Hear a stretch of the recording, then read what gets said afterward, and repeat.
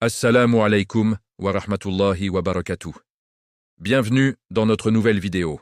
Aujourd'hui, nous allons explorer ensemble une histoire fondamentale, celle d'Adam et Hawa et de l'arbre interdit. C'est une histoire pleine de leçons sur la nature humaine, la miséricorde divine et la lutte éternelle entre le bien et le mal. Installez-vous confortablement et plongeons dans ce récit qui est à la source de notre existence. Imaginez un lieu d'une beauté indescriptible, au-delà de tout ce que nous pouvons concevoir. C'est le Jannah, le paradis, la première demeure d'Adam. Allah, dans sa générosité infinie, l'avait créé et honoré, demandant même aux anges de se prosterner devant lui en signe de respect. Adam n'était pas seul. Pour qu'il connaisse la paix et l'affection, Allah créa à partir de lui sa compagne, Hawa. Ensemble, ils vivaient dans ce jardin merveilleux. Ils avaient tout ce qu'ils pouvaient désirer. Des rivières coulaient sous leurs pieds, des fruits délicieux étaient à leur portée, et ils ne connaissaient ni la faim, ni la soif, ni la chaleur écrasante du soleil. Leur vie était une pure félicité, une existence de paix et de contentement total, comblée par les bénédictions d'Allah. C'était un monde parfait, sans aucune souffrance. Au milieu de cette abondance sans fin, Allah leur donna une seule et unique restriction. Un ordre très clair, il leur dit « Ô Adam, habite le paradis, toi et ton épouse, et mangez de ses fruits à votre guise, mais n'approchez pas de cet arbre, sinon vous seriez du nombre des injustes. » Pensez-y un instant. Ils pouvaient en profiter de tout le reste du paradis, de tous ses fruits, de toutes ses merveilles. Un seul arbre leur était interdit. Ce n'était pas une punition, mais une épreuve. Un test de leur obéissance et de leur confiance en leur Créateur. Cet ordre était simple, direct, sans aucune ambiguïté. C'était un rappel que même au paradis, la relation avec Allah est basée sur la soumission et la confiance en sa sagesse. Ils étaient prévenus du danger. S'approcher de cet arbre signifiait désobéir, et la désobéissance les ferait basculer du côté des injustes, de ceux qui se font du tort à eux-mêmes. C'est ici qu'intervient le troisième personnage de cette histoire. Iblis, aussi connu sous le nom de Shaitan, le diable. Iblis était présent au paradis, mais son cœur était rempli d'arrogance et de jalousie. Il avait refusé de se prosterner devant Adam, se considérant supérieur car créé de feu, alors qu'Adam était créé d'argile. Pour cette désobéissance orgueilleuse, il fut banni de la miséricorde d'Allah. Au lieu de se repentir, il jura de vouer son existence à égarer l'humanité, à commencer par ses ancêtres, Adam et Hawa. Il voyait leur bonheur et ne le supportait pas. L'interdiction de l'arbre devint sa cible parfaite. Il savait que c'était leur point de vulnérabilité, le seul commandement qu'ils devaient respecter. Il commença alors à rôder autour d'eux, cherchant le bon moment pour leur murmurer ses tentations. Il a planté la première graine du doute dans leur esprit. Pourquoi cet arbre est-il interdit? Que cache-t-il de si spécial? La machine de la tentation était lancée.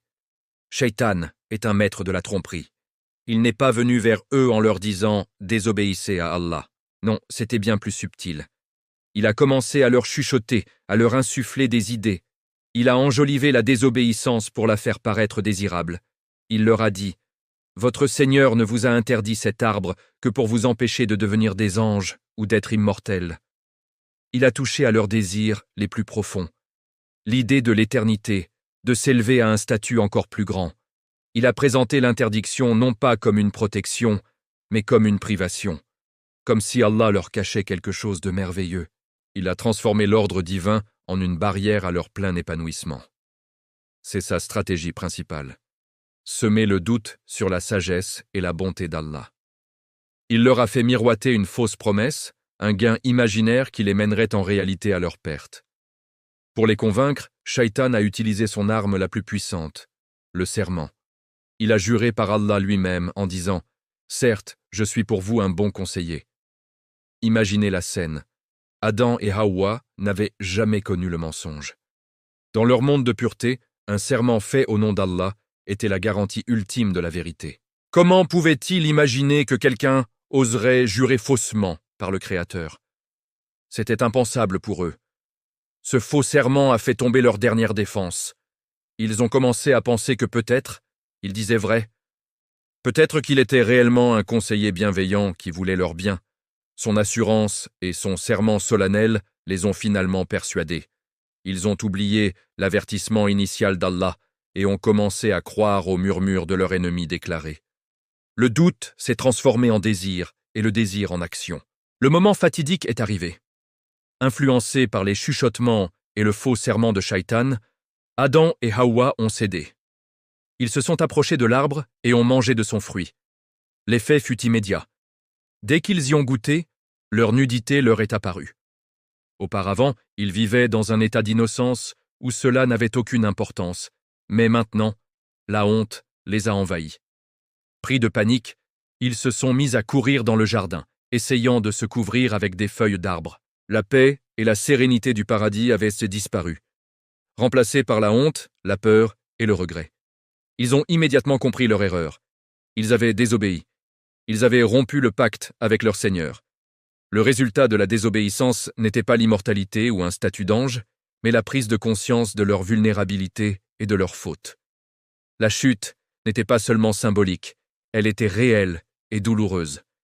Alors qu'ils se cachaient, honteux, Allah les a appelés. « Ne vous avais-je pas interdit cet arbre? Et ne vous avais-je pas dit que le diable était pour vous un ennemi déclaré ?» Ils ne pouvaient pas nier, leur faute était évidente. Mais dans ce moment de désespoir, ils n'ont pas cherché d'excuses, ils n'ont pas blâmé Shaitan. Ils ont pris l'entière responsabilité de leurs actes. Ensemble, Adam et Hawa ont levé les mains vers le ciel et ont prononcé des paroles qui résonnent encore aujourd'hui. C'est la première prière de repentir de l'humanité. Ils ont dit « Ô notre Seigneur, nous avons fait du tort à nous-mêmes. Et si tu ne nous pardonnes pas et ne nous fais pas miséricorde, nous serons très certainement du nombre des perdants. » C'était une reconnaissance sincère de leur erreur et un appel désespéré à la miséricorde divine. Ils ont compris que seul Allah pouvait les sauver de leurs propres fautes. Et c'est là que se manifeste la beauté infinie de la miséricorde d'Allah. Malgré leur désobéissance, Allah n'a pas fermé la porte. Il a vu la sincérité de leur repentir. Il a vu leurs larmes et leurs regrets profonds. Allah, le pardonneur, le très miséricordieux, a accepté leur repentir. Il leur a pardonné. Mais leur acte a eu des conséquences. Le paradis n'était plus leur demeure. Allah leur a dit de descendre sur terre. La terre allait devenir leur nouveau lieu de vie, un lieu d'épreuve, de travail et de lutte. Mais ce n'était pas une punition éternelle, c'était une nouvelle étape, une chance de prouver leur dévotion dans un nouvel environnement. Allah leur a promis sa guidée. Il leur a dit que des messagers viendraient et que ceux qui suivraient sa guidée n'auraient rien à craindre et ne seraient point affligés. La chute sur terre n'était donc pas la fin, mais le début de l'histoire humaine, une histoire de repentir, de rédemption et de retour vers Allah.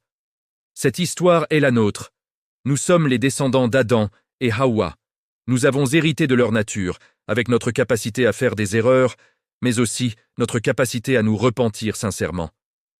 Shaitan continue de nous chuchoter les mêmes tentations, enjolivant le péché et nous faisant douter de la sagesse d'Allah.